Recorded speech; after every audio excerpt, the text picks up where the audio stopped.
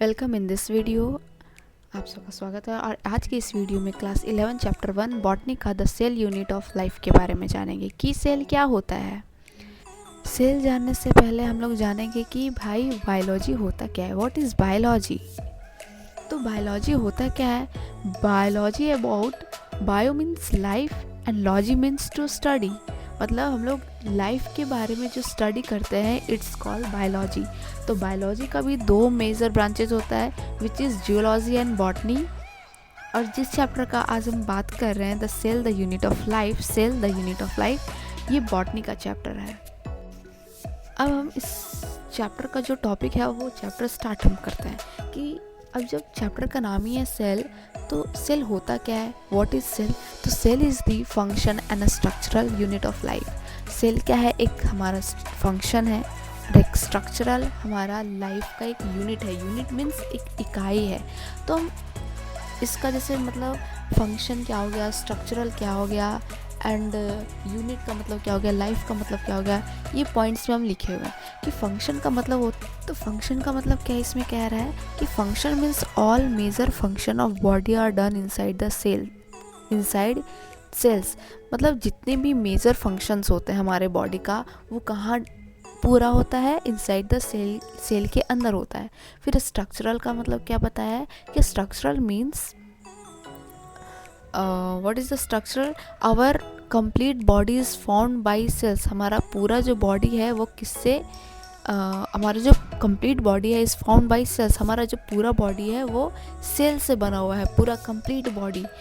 और यूनिट का मतलब क्या हो गया? The just like brick in house. जैसे हम लोग घर जब बनाते हैं तो पहला उसका एक यूनिट या इकाई, इसको हम क्या मानते हैं? ब्रिक को। तो पहले हम लोग जो ईटा होता है उससे और उसके बाद सीमेंट करते हैं। तो ये हमारा जो सेल है वो क्या है? एक तरह का ब्रिक है हमारे हाउस का। और हाउस हमारा क्या हो गया?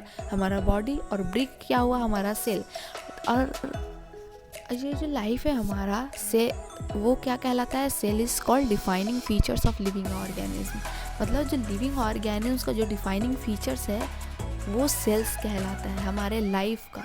यदि उस इंसान के मतलब कोई भी थिंग्स है, कोई भी सब्सटेंस की बात नहीं कर रहे हैं, कोई भी चीज़ है उसके अंदर यदि सेल्स है तो हम उसको क्या मानेंगे? एक लिविंग ऑर्गेनिज्म मानेंगे which is called defining feature, इसको हम कहते हैं। और presence of cell is mandatory in all living organism. जो सेल है वो मैंडेटरी प्रेजेंस होना चाहिए सारे लिविंग ऑर्गेनिज्म में, तभी हम उसको हम क्या कहेंगे? एक लिविंग ऑर्गेनिज्म कहेंगे, एक लाइफ जिंदा इंसान कहेंगे। नोट करके हमें लिखना है कि human body have 200 different types of cells. कि ह्यूमन बॉडी के पास कितने तरह के सेल हैं?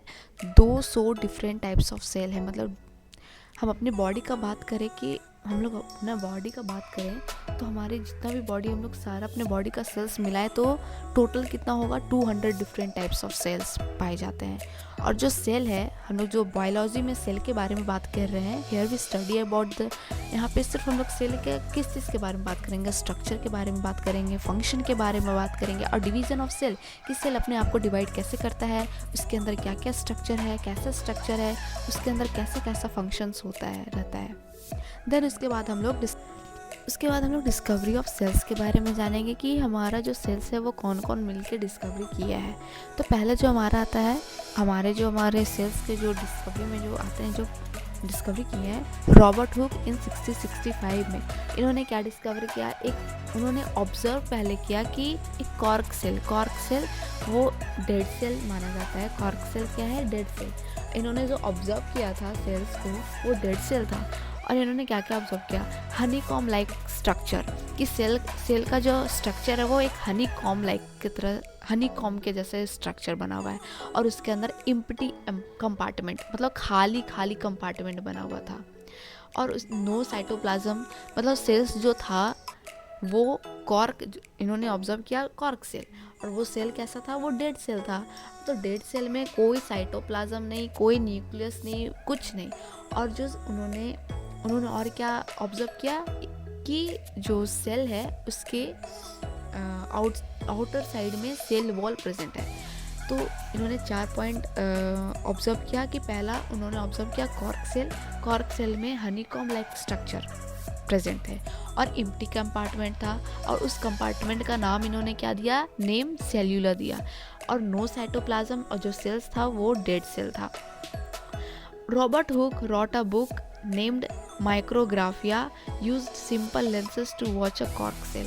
जो रॉबर्ट हुक थे उन्होंने एक बुक लिखा, उस बुक का नाम क्या था, माइक्रोग्राफिया।